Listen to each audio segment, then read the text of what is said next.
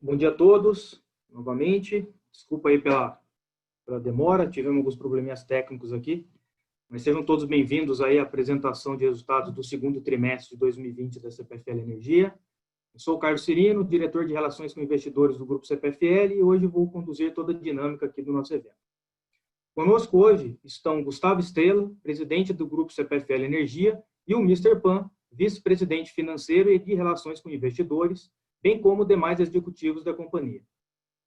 Reforço que, devido à pandemia da Covid-19, todos os executivos estão conectados de suas residências.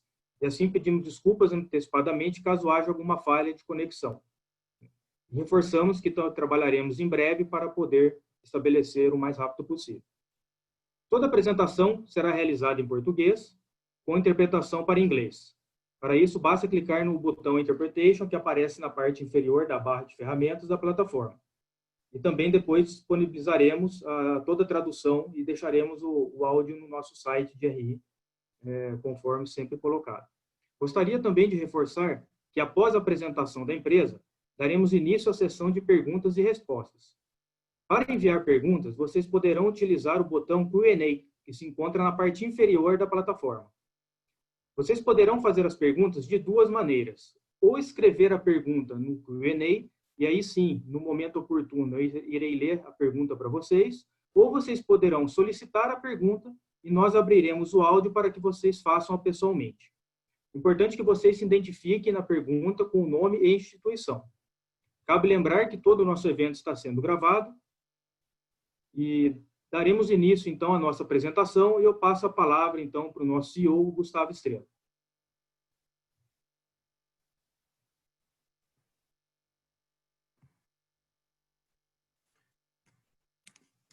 Bom dia a todos. Obrigado pela presença aqui no nosso call de resultados. Eu também quero aqui pedir desculpas pelo nosso atraso, alguns problemas técnicos que tivemos aqui. Espero que a gente siga agora sem maiores problemas.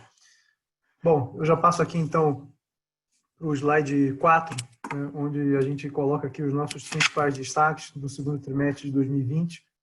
Lembrando que esse é o primeiro trimestre que temos 100% dos impactos da pandemia nos nossos resultados. Então, com base nisso, tivemos uma redução de 11,1% na carga na nossa área de concessão. Eu vou detalhar um pouco mais nos próximos slides, mas a gente vê que essa redução vem basicamente das classes comercial e da classe industrial. Nosso EBITDA, atingimos 1.208 bilhões, uma redução de 19,7% em relação a 2019. Aqui cabe destacar, certamente tem os impactos da pandemia, mas também tem o impacto da deflação do IPCA nesse segundo trimestre de 2020, de menos 0,62%, na comparação com uma inflação de 1,46% em 2019.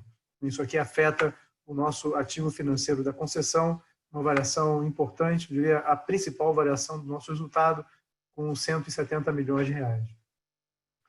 Lucro líquido, também com 462 milhões de reais, uma redução de 19,4%. Ainda assim, a gente vai ver mais na frente o impacto positivo na despesa financeira em função da redução das taxas de juros no nosso país. A dívida líquida, então, ela atinge 15 bilhões de reais. A nossa alavancagem fica em 2,29 vezes.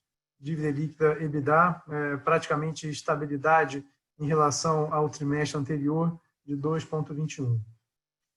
Tivemos também aqui parte de um programa de pré-pagamento de dívidas, não só na CPFL Renováveis, mas no grupo de forma geral, usando o mútuo com o nosso controlador, com a State Grid, para pré-pagamento de dívidas. E aqui nessa troca de dívidas a gente tem uma redução importante do custo do financiamento.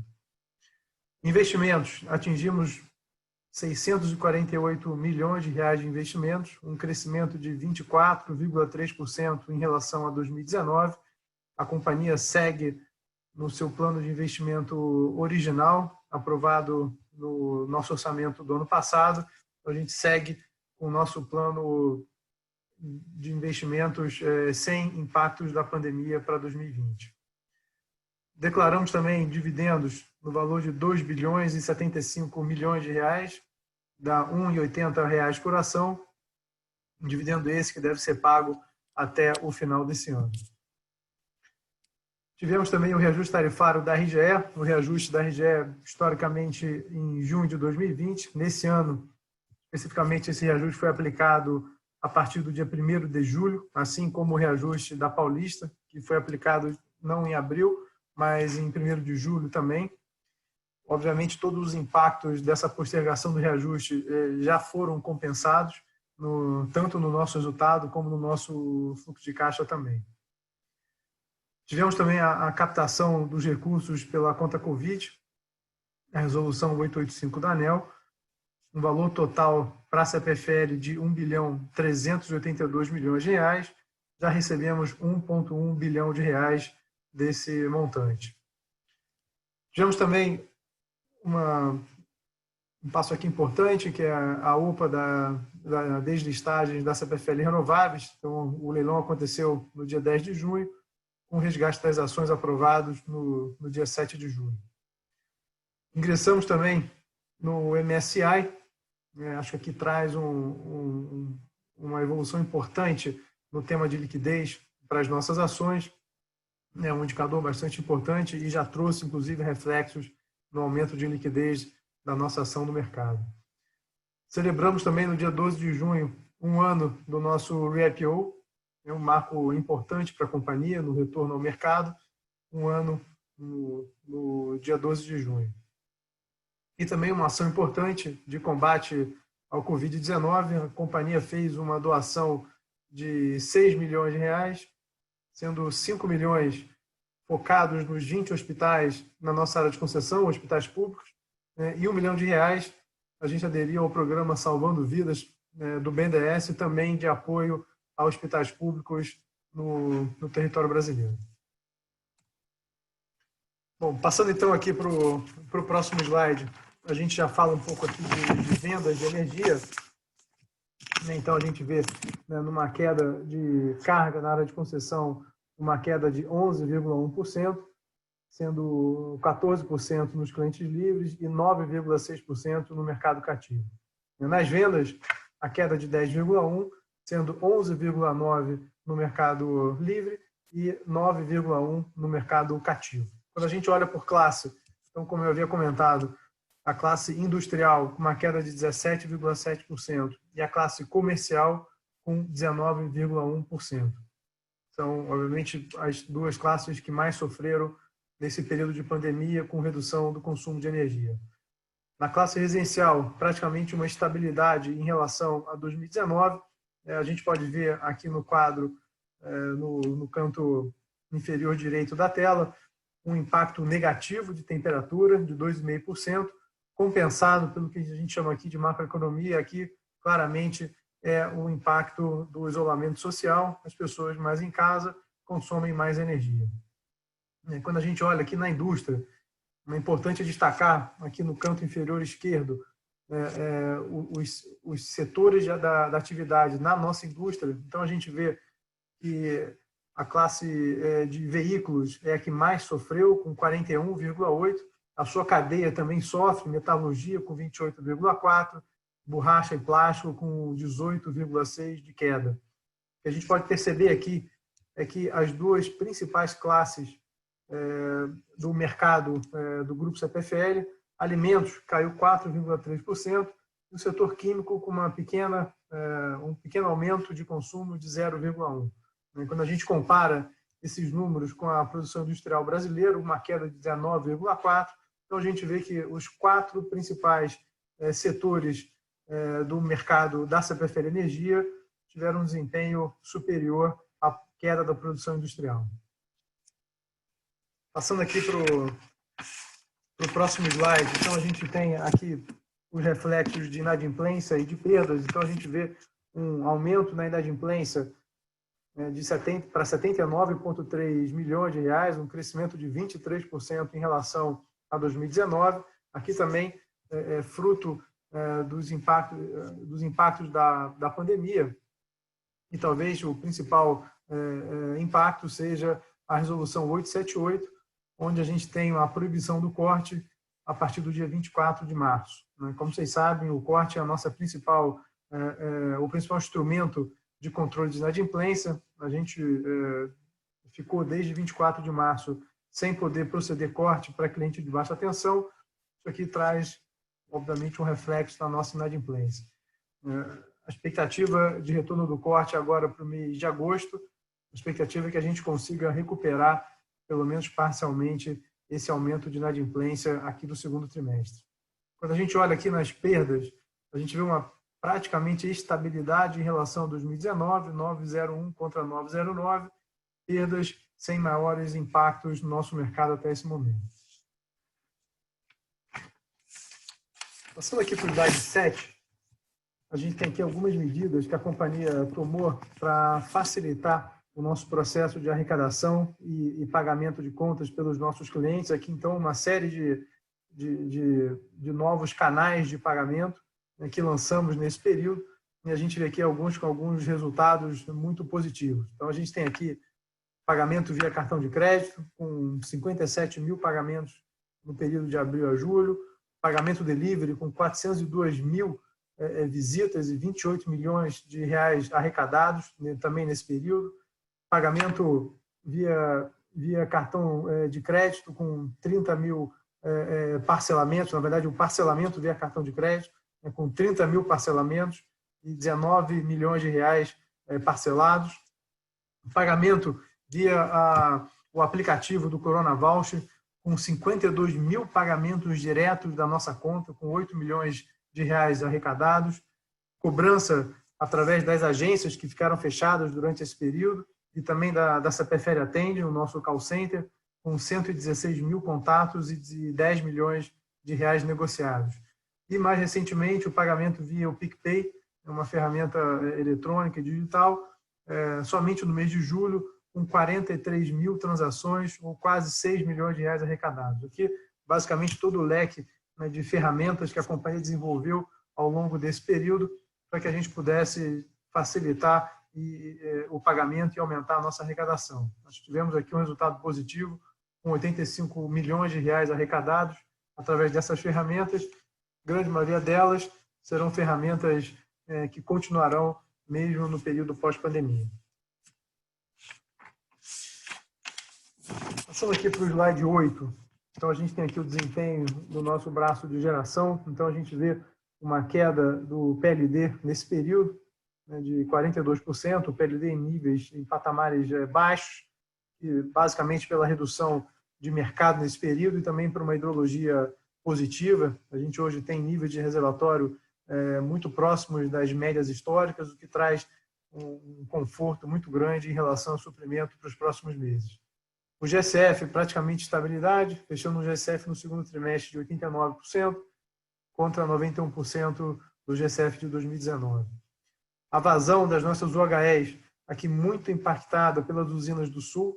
A gente teve uma hidrologia muito crítica, eu diria, negativa na região Sul, nesse trimestre, uma queda aqui de quase 70% em relação a 2019. PCHs, também uma situação parecida, né, com uma vazão também 24% abaixo na comparação com 2019. Em relação às eólicas, a gente tem um desempenho das nossas usinas eólicas um pouco inferior a 2019. Aqui, basicamente, a performance em cima de regime de vento, pior do que 2019. Então, você trouxe aqui uma geração menor.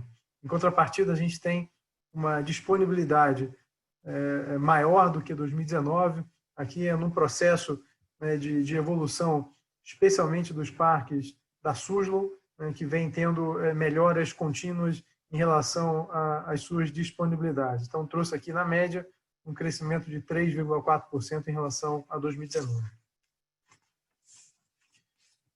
Passando aqui para o próximo slide, então eu passo a palavra para o Mr. Pan, para que ele detalhe para a gente os resultados financeiros.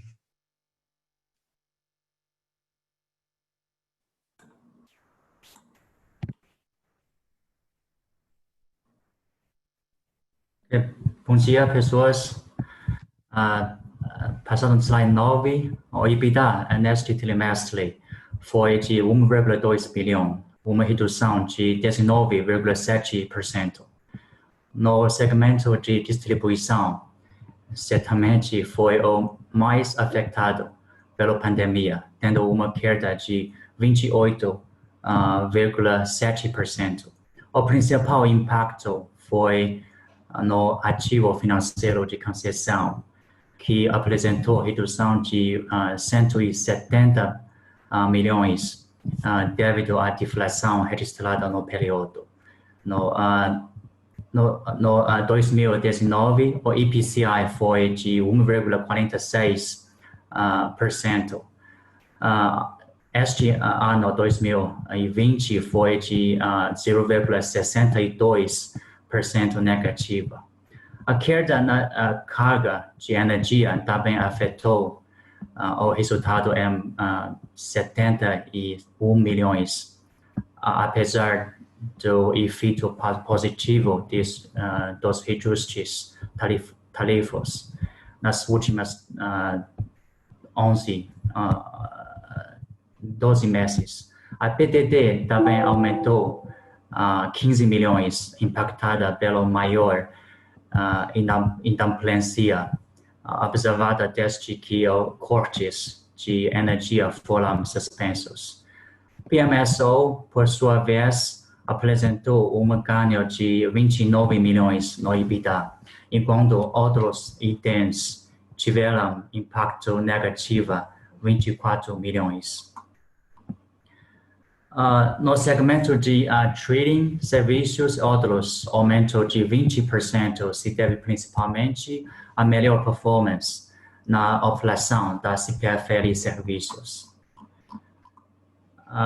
No slide seguinte, temos a direção convencional, que teve uma EBITDA 1,9% menor, devido a menor volume de energia gelada, que impactou em 16 milhões.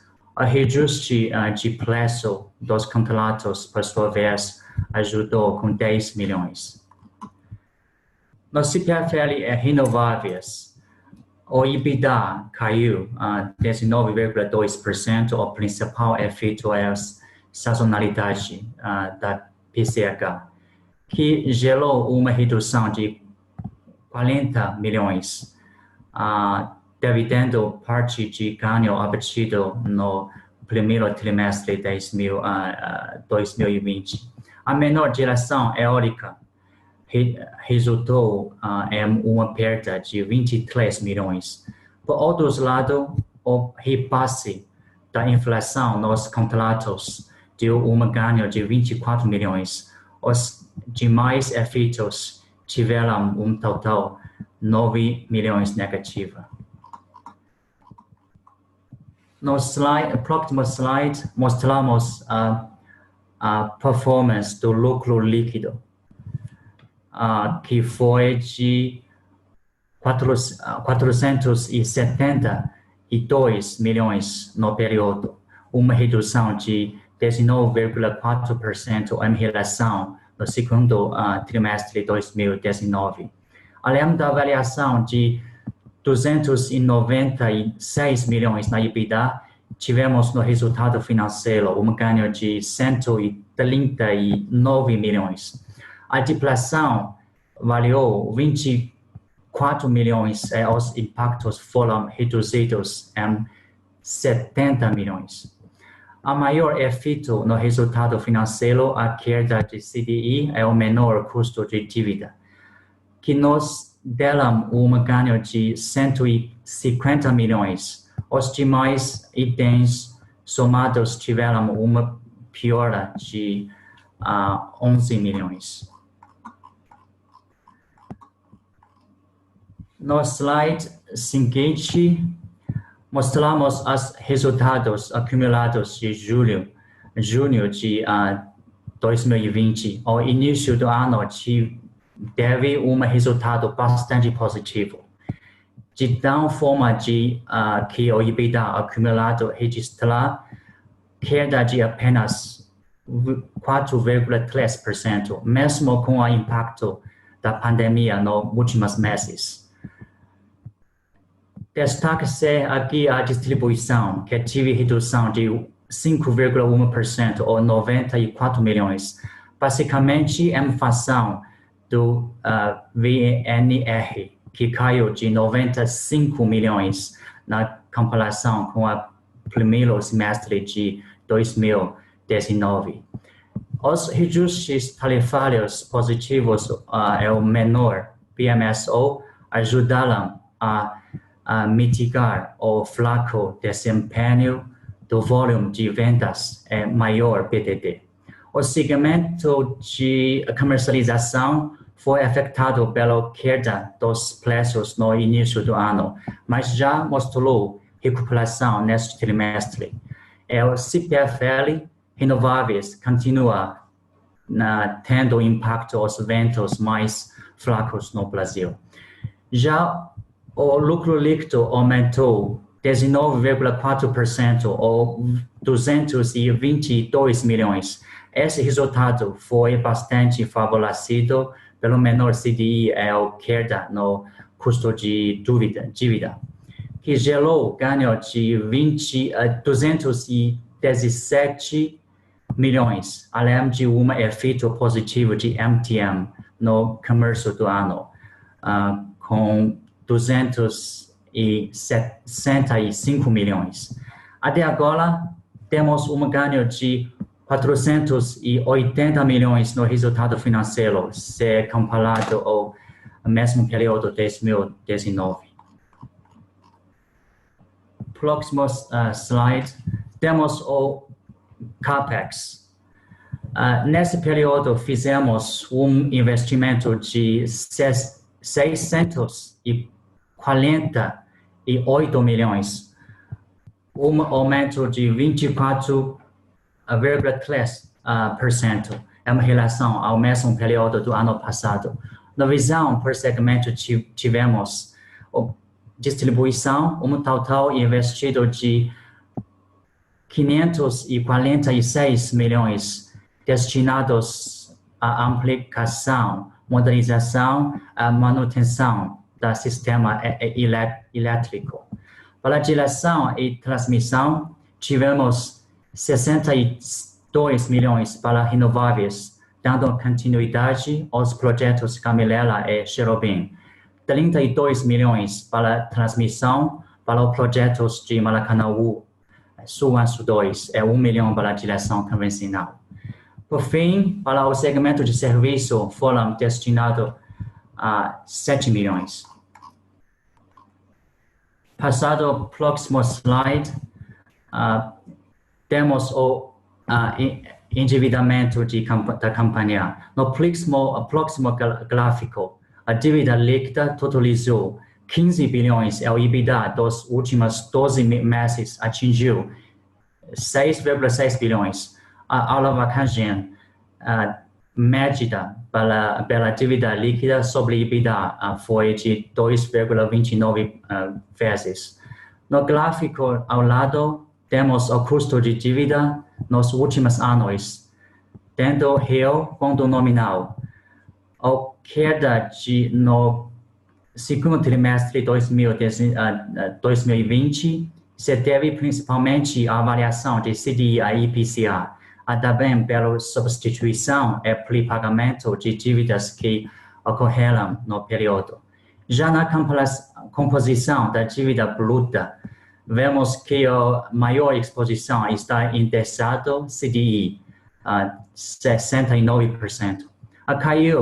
A caixa ao final do segundo trimestre possuía 7 bilhões. É índice de cobertura de 1,43 vezes a amortização de curto prazo. O prazo médio de amortização é 3,3 anos. Ok, slide seguinte. Gostaria de comentar sobre o que já executamos de financiamento neste ano. No início do ano, tomamos via mercado 3,4 bilhões, com prazo médio de 4 anos e custo de CDI mais 0,83%, principalmente sob a Lei 4131, com 100% de hedge. Esse financiamento foi para reforço de caixa. Em maio, a CPFL captou mais de 3,5 bilhões com a BNDES, por um prazo total de 20 anos, com custo de IPCA mais 4,27%, com parte desembolsado em junho, cerca de 1,25 bilhões. Em junho e julho, fizemos contatos de mútuos entre CPFL Renováveis, CPFL Brasil e SGBP, totalizando 2,4 bilhões, ao custo de CDI mais 1,1%. O propósito de ambos mútuos foi para dar continuidade na estratégia de liability management da companhia. Para a CPFL Renováveis, foram desembolsados 850 milhões no segundo trimestre e 1,15 bilhão este agosto a setembro. Este montante foram destinados ao pré-pagamento de dívida com BNB e BNDES. No caso do BNB, a total pré-pago foi de 841 milhões. No terceiro trimestre deste ano, faremos o pré-pagamento do BNDES a 2 bilhões.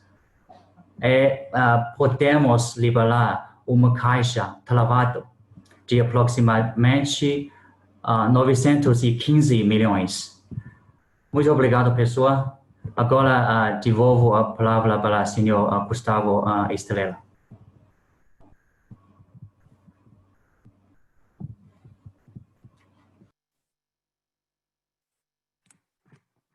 Obrigado, Pam. Bom, finalizando aqui a nossa apresentação, aqui a gente tem algumas informações sobre a conta Covid e outras medidas que foram tomadas pelo governo que, de alguma forma, afetaram aqui o nosso negócio. Então, acho que, primeiro, a conta Covid, acho que é uma medida importante, não só para trazer liquidez para as empresas, mas também para diluir os impactos tarifários de curto prazo que viriam de forma natural nos próximos reajustes tarifários. Então, a gente tem aqui um impacto importante. Como eu falei, essa VFL tomou 1 bilhão e 400 milhões de reais dessa conta Covid, 1,1 já desembolsado, já no nosso caixa, mas aqui com um impacto importante na diluição dos reajustes tarifários de curto prazo. Acho que é importante. Para além disso, também tivemos os subsídios a clientes de baixa renda, que terminou agora no mês de junho, também importante. O cliente de baixa renda, obviamente, sofre também com a pandemia, sofre com desemprego, sofre com queda de renda. Então, é importante também que tenham tido esse subsídio até o mês de junho. A postergação dos reajustes tarifários, aqui no caso da Paulista e da RGE, reajustes foram postergados para julho, como eu falei, sem nenhum impacto, primeiro de resultado e segundo de caixa para a companhia, mas também uma medida importante, postergando os reajustes tarifários agora para o começo do mês de julho.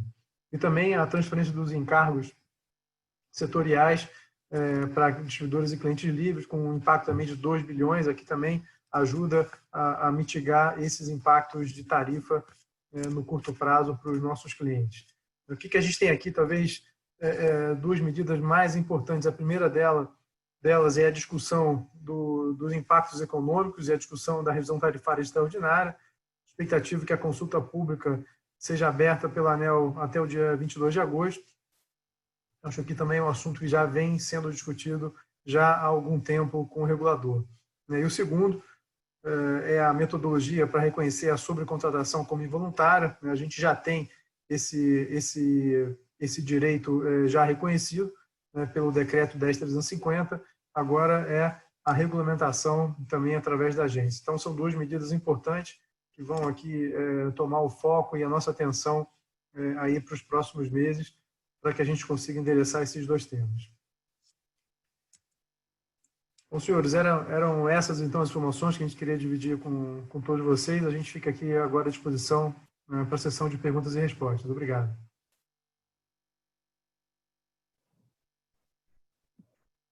Muito obrigado, Gustavo. Obrigado, Pan, pelas informações aí, ótima apresentação. Abriremos então, pessoal, agora a sessão de perguntas e respostas.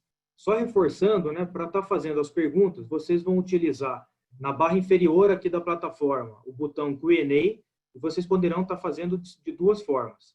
Ou vocês escrevem a pergunta no Q&A e eu posso ler aqui para vocês, ou vocês solicitam a pergunta e daí a gente abre o áudio para que vocês façam a pergunta pessoalmente.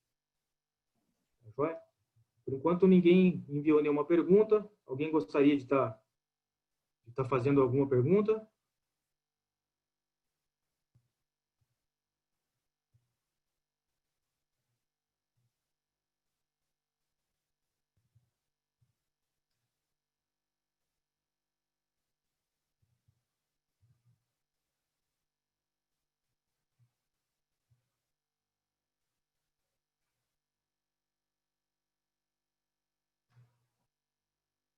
Bom, então acho que não vão ser nenhuma pergunta aí no nosso call de resultados.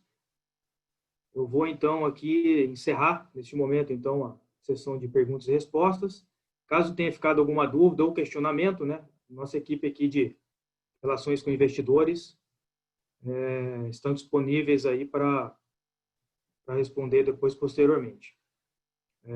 Vou aproveitar aqui, Gustavo, apareceu aqui uma pergunta, tá? Só para Eduardo Moraes, do Claritas, fez uma pergunta para a gente, então eu vou retomar aqui o Q&A e vou estar então fazendo a pergunta aqui do Eduardo Moraes para os executivos da companhia. Vocês podem comentar como foi a evolução do resultado dentro do trimestre?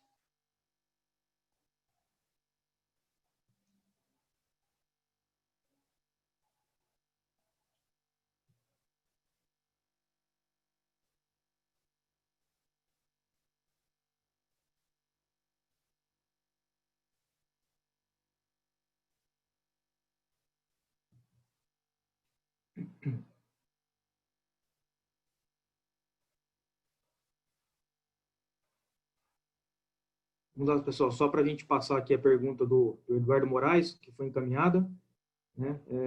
Vocês podem comentar como foi a evolução de resultado dentro do trimestre?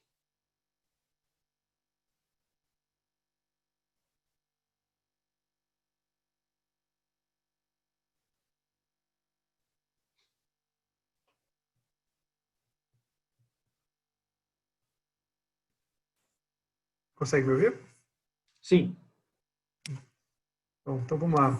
Eu acho que a gente vê, de fato, talvez o mês mais desafiador foi, sem dúvida nenhuma, o mês de abril, onde a gente teve um impacto muito grande, tanto de queda de mercado como de arrecadação. A gente tem um trimestre desafiador, eu diria. Acho que a gente, de fato, esses dois impactos são grandes ao longo desse trimestre, mas eles vieram diminuindo aqui ao longo do trimestre, e em especial no consumo de energia. Eu acho que quando a gente olha aqui no mês de julho, já um mês fora do trimestre, a gente vê claramente esse sinal de recuperação. Mas eu diria que dentro do próprio trimestre a gente tem um mês de abril com impacto muito grande de mercado. Esse mercado, em especial na classe industrial, ele sofre muito em abril, ele ameniza um pouco nos meses de maio e junho, e a gente já vê um sinal de recuperação no mês de julho. Com a arrecadação, é mais ou menos a mesma coisa. Você tem um impacto muito grande, o impacto inicial aqui do começo da crise no mês de abril. O que a gente tem de maio, e vou estender até para um pouco além do trimestre, já chegou olhando aqui para julho também, a gente também vê uma recuperação de arrecadação. Aqui acho que tem um impacto do Corona Voucher, que eu acho que ele traz um aumento de receita importante para os nossos clientes, em especial os clientes de mais baixa renda. Então a gente vê sim uma melhora no perfil de arrecadação ao longo desses meses, sendo que de maio até julho, o que a gente já percebe é que do volume total de contas vencidas versus o volume total de pagamentos que recebemos, a gente tem um volume de pagamento já maior do que o dos vencimentos. O que a gente percebe aqui ainda é uma degradação, né, no aging desse contas a receber. Né? Então, a gente tem um contas a receber com prazo médio um pouco maior do que a média, mas o volume de pagamentos ele já começa a reverter já a partir do mês de maio. Né? Então, assim, ainda é uma situação ainda longe da normalidade, mas ele dá, sim, claramente uma perspectiva positiva quando a gente olha os resultados mês a mês.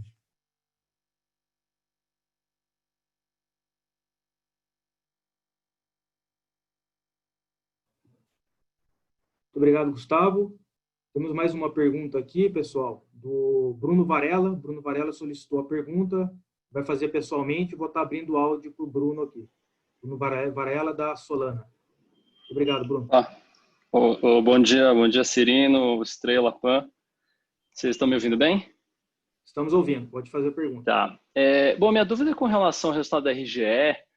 Eu não consegui, obviamente, olhar no detalhe ainda o resultado por distribuidora, por conta da quantidade de resultados aí, mas eu vi que a RGE ela destoou um pouco do EBITDA das demais, aí caindo cerca de 40%. Talvez se ajustar pelo VNR um pouco menos, mas eu queria só entender o que aconteceu, porque o volume dela caiu meio em linha com as outras, né? Inclusive, ela teve um residencial mais forte, foi a única que teve perdas caindo, só que realmente ela teve um EBITDA bem pior. Teve alguma coisa específica no Rio Grande do Sul para essa performance, ou algo específico aqui, one-off, dentro do resultado? Obrigado pela pergunta, Bruno. Só um segundo.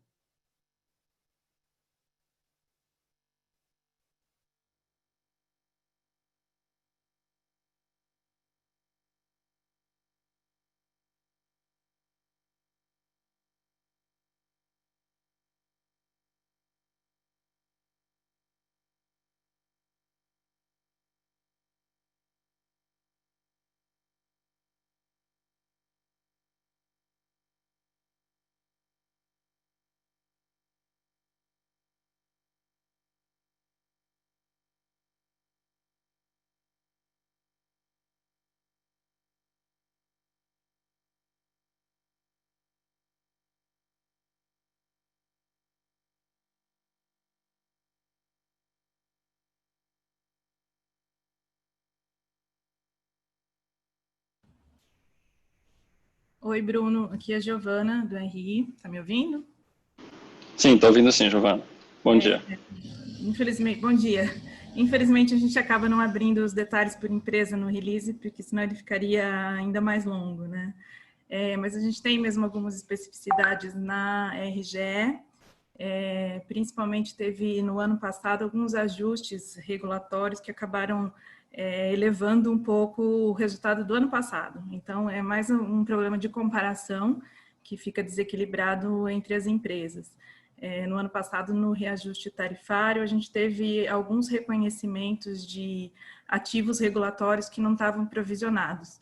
Então, acabou acumulando um efeito que era de 12 meses, foi totalmente contabilizado em junho. Nós tínhamos sido mais conservadores nesse provisionamento do ativo regulatório, e depois a ANEEL reconheceu, então a gente conseguiu reconhecer no resultado também. Acho que é basicamente isso, até quando você nos perguntou antes, a gente começou a olhar, se tiver mais alguma coisinha eu te retorno, mas é basicamente isso. Tá ótimo, Giovana, obrigado. Imagino.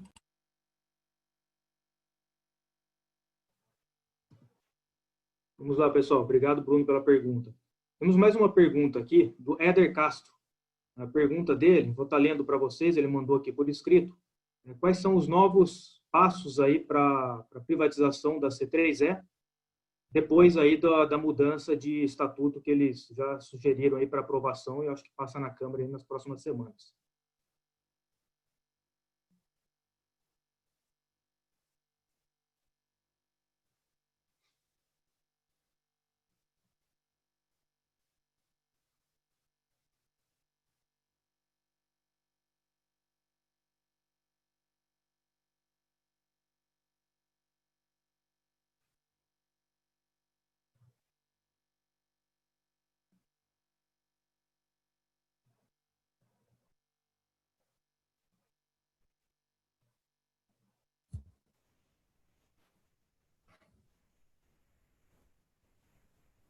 Alô, tá me ouvindo? Estamos ouvindo, Vitor. Obrigado. Tá joia. Bom dia, obrigado, Éder, pela pergunta. Quem está falando é o Vitor Fagali, sou vice-presidente aqui de desenvolvimento de negócios. O que a gente tem acompanhado aqui do processo da C3E, ela está se estruturando aqui, de fato, para vir para esse leilão de privatização. Então, essa questão do ajuste no estatuto referente ao controle do Estado foi mais um passo que eles deram aqui para deixar esse ativo pronto. O que a gente espera de próximos passos aqui na sequência é a abertura em si do data room, né, do processo, e com na sequência que é a publicação do edital do leilão. Obviamente, tem alguns processos internos ali de aprovação, seja via legislativo, seja via a própria aprovação interna da empresa, e a gente entende aqui que está no caminho certo, né? Então, acho que a gente acredita que nas próximas semanas, aí, pelo que a gente tem monitorado, a gente deve ter alguma novidade aqui desses próximos passos, começando pela abertura do Data Room.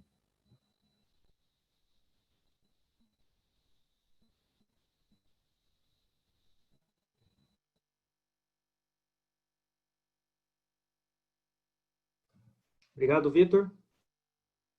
Atendeu aí já a pergunta do Éder. Vamos para a próxima pergunta, então. A pergunta aqui da Joana. Joana é da Estúdio Investimentos. Vou estar lendo para vocês aqui. Pergunta da Joana, tá? Vocês poderiam comentar qual a expectativa com relação à RTE?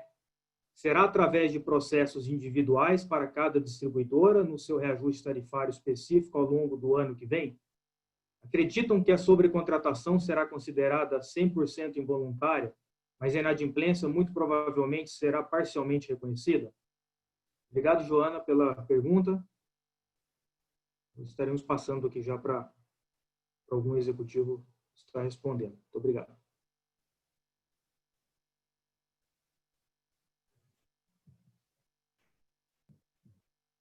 Estão me ouvindo? Cirino? Estamos ouvindo, André. Obrigado. Bom dia.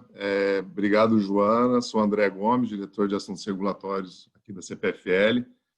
Bom, a expectativa, a primeira pergunta, estou lendo aqui, a expectativa com relação a como vai ser o processo de RTE, vocês devem ter visto, está pautado para terça-feira na reunião pública diretoria da ANEEL, a abertura da consulta pública referente ao reequilíbrio econômico. Né? Então, a gente ainda não tem uma posição clara da ANEEL de como vai ser esse procedimento, esse processo, né, de reequilíbrio econômico. Então, acho que na terça-feira a gente vai ter um pouco mais de visibilidade desse processo. Com relação à segunda pergunta, eu acho que a sobrecontratação ela é considerada 100% porque ela já está muito clara no decreto, o reconhecimento dela como involuntária. Tá? A questão da inadimplência e os demais é o que a gente aguarda nessa segunda fase da consulta pública, que a gente vai estar começando a discutir, se tudo correr bem e for deliberado na terça-feira, quais serão as metodologias, tanto para inadimplência quanto para perda de faturamento. Tá? Mas a sobrecontratação, dado que ela já está no decreto claramente o reconhecimento, a gente considera que sim, será 100% considerada, a depender também de metodologias a serem desenvolvidas pela ANEEL.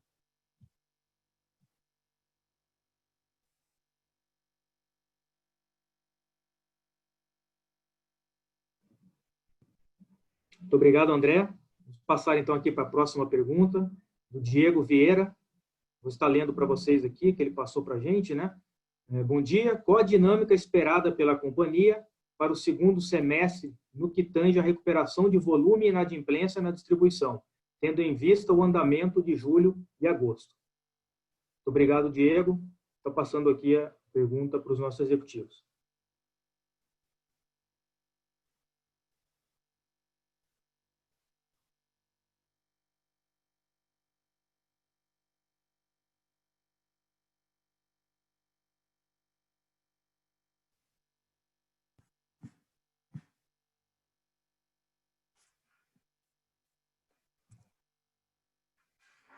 Bom, Diego.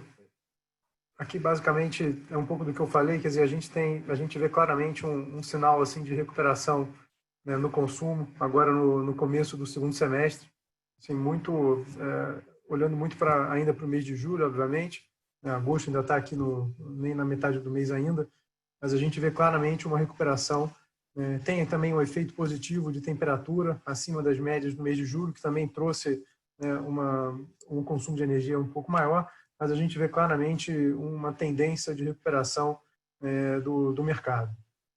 A nossa expectativa é que essa tendência, à medida que a gente vai tendo um afrouxamento do isolamento social e uma volta à normalidade, né, nas cidades onde a gente atua, possivelmente a expectativa é que esse sinal de recuperação ele se siga aí até o final do ano. No lado de arrecadação, como eu falei, a gente também vê um sinal de melhora. Aqui talvez uma dúvida que a gente ainda tem é como é que vai ser a dinâmica quando a ajuda do governo terminar ou diminuir. Quer dizer, a gente hoje teve, quer dizer, nos últimos meses, os R$600, né, do Corona Voucher. A gente não sabe bem como é que vai ser a dinâmica quando esse valor se reduzir, e a gente passa eventualmente a ter algum efeito, né, de perda de arrecadação em função dessa queda de receita entre os nossos clientes. Então, acho que aqui ainda tem alguma dúvida ainda, né, basicamente em cima dessa dinâmica, né, de receita, né, para os nossos consumidores. Por outro lado, a gente tem agora a retomada de corte, que deve também trazer aí uma resposta importante no controle de arrecadação. Então, acho que aqui também a gente enxerga, né, com sinal positivo. É claro que depende muito de como é que vai ser a dinâmica de recuperação de economia, de taxa de emprego, etc. Mas o retorno do corte, acho que ele traz para a gente uma perspectiva também positiva no tema de arrecadação.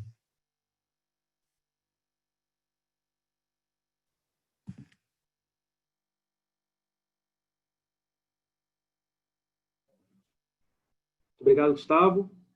Vamos então passar aqui para a próxima pergunta. A próxima pergunta vem do Fernando André. Vou estar lendo aqui para vocês também. Podem comentar um pouco sobre os mecanismos de segurança nos contratos da área de geração de energia? Se há cláusulas do tipo take or pay, por exemplo. Obrigado aí pela pergunta, Fernando. Vou estar passando aqui para os nossos executivos aí já estarem respondendo.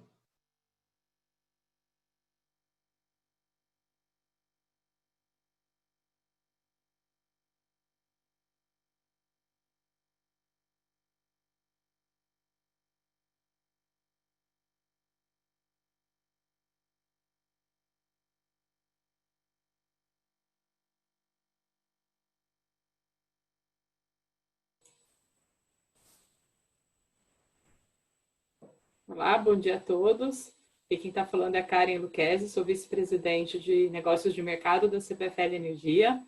Bom, em relação à pergunta, primeiro acho que é importante frisar que a maioria dos contratos da CPFL Geração, do grupo, são contratos feitos no ACR, então não são contratos no Mercado Livre. A regra no ACR dos nossos contratos são volumes fixos, então não há variação de volume, independente de consumo. Parte dos nossos contratos, de uma parte bem pequena, é vendida no ACL, e sim, no ACL os contratos eles têm como prática de mercado take or pay de um volume, e esse take or pay é na casa aí de 10% de redução possível. Então, há uma proteção muito grande sob o ponto de vista dos contratos de venda de energia para esta variação de consumo que a gente tem vivenciado. Obrigada.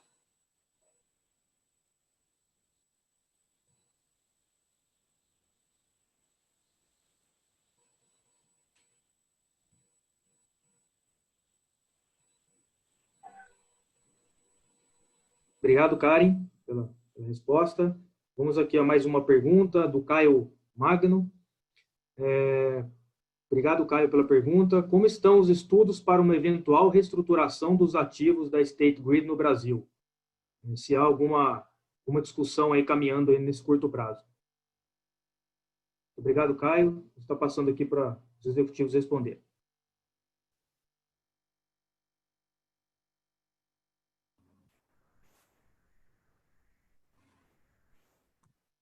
Good morning, Caio. Thanks for your question. Sorry, Daniel K. I'm English. It's okay for you? I speak in English. Actually, this is a very complete question. We talked this many times.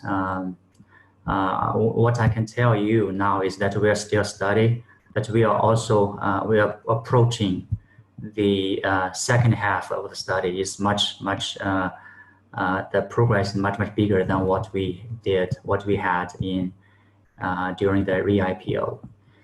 And actually, until now, we don't see any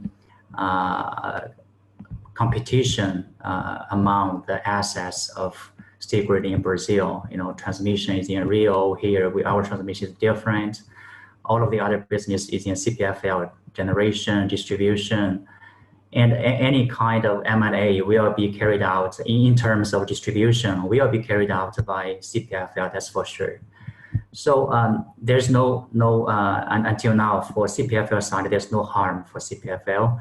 And we can see the support from State Grid to CPFL in terms of financing, in terms of the technology support.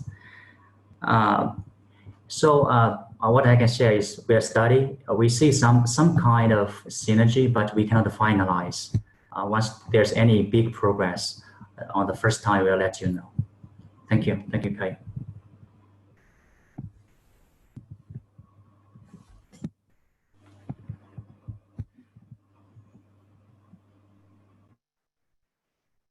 Muito obrigado, Pan, pela resposta. Vamos passar aqui, então, para a próxima pergunta, do Vladimir, da Kiron. Qual é o schedule de integração de CPFL renováveis e CPFL geração? E falar um pouquinho, caracterizar aqui a situação de eventos aí para o terceiro trimestre. Muito obrigado, Vladimir. Passando aqui para o pessoal já responder a sua pergunta. Muito obrigado.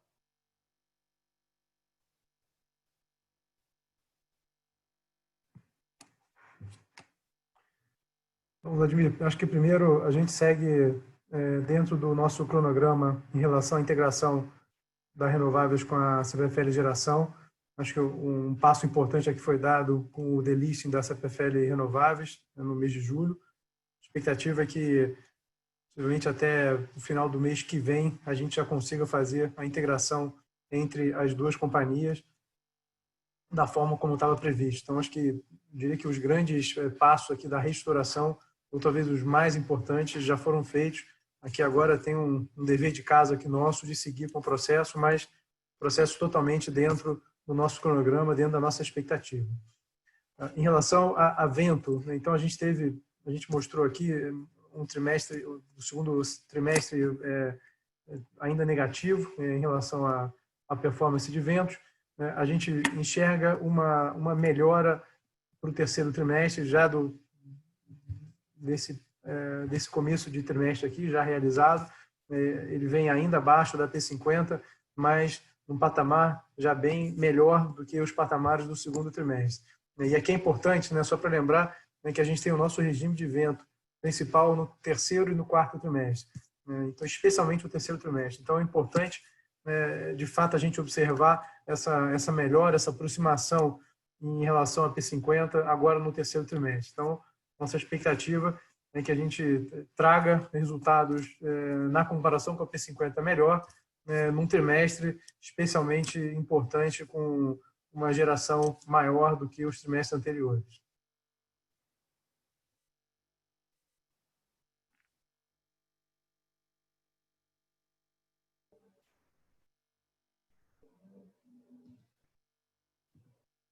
Muito obrigado, Gustavo.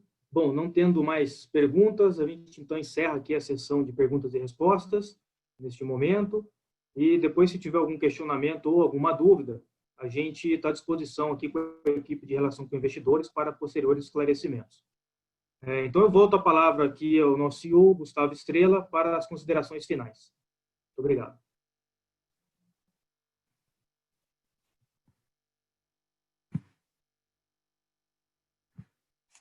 Bom, senhores, mais uma vez, obrigado pela presença no nosso call de resultados.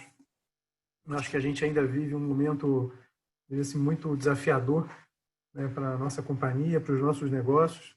A companhia segue assim, muito focada, né, priorizando aqui, em primeiro lugar, a saúde e segurança dos nossos colaboradores, dos nossos clientes. Isso tem sido aí, o nosso grande foco de atenção aí dos últimos meses e continua sendo, porque, infelizmente, ainda devemos ter alguns meses ainda de pandemia e onde demanda aí o nosso foco em relação a esses pontos. Em relação à perspectiva, eu acho que, de forma geral, a gente vê algum sinal de melhora, de retomada, então isso é positivo. A gente comentou aqui em relação ao consumo, em relação a controle de inadimplência. Acho que a gente teve aqui ontem aí a aprovação do PL 3975 em relação ao tema do GSF. Acho que isso aqui, talvez menos em relação à CPFL, mas pensando no setor de forma geral, acho que é um avanço importante. O GSF já vinha aí em discussão durante muitos anos, as liquidações da CCE travadas e tudo mais, então acho que aqui também traz uma perspectiva positiva com a aprovação do PL 375. A gente também tem, comentado aqui pelo André, né, a partir da semana que vem, a abertura das discussões da audiência pública em relação à revisão tarifária extraordinária. Eu acho que isso aqui também já é um assunto que vem sendo discutido com a agência já há algum tempo. Acho que não acho que é consenso entre todos de que a pandemia traz sim impactos nos resultados e que se demanda uma discussão em relação à recomposição tarifária. Então acho que a gente começa essa discussão a partir da semana que vem, que também acho que é um tema importante. Também comentamos aqui em relação ao segmento de geração, demos um passo importante com a deslistagem da CPFL Renováveis. Agora é promover essa integração, onde a gente vai trazer ainda mais sinergia e otimização fiscal para o nosso negócio de geração. E, por último, fizemos aqui a declaração do pagamento de dividendos. A gente continua na nossa estratégia de balancear crescimento com dividendos. Então, fizemos aí o anúncio de um dividendo importante de mais de 2 bilhões de reais a serem pagos até o final do ano, representando também um yield importante para os nossos investidores. E, de maneira geral, a gente segue, obviamente, muito focado nos assuntos ligados à pandemia, mas buscando oportunidades de investimento, e muito confiante na retomada da economia no período pós-pandemia. Então, mais uma vez, agradeço a participação de todos e tenham uma boa tarde.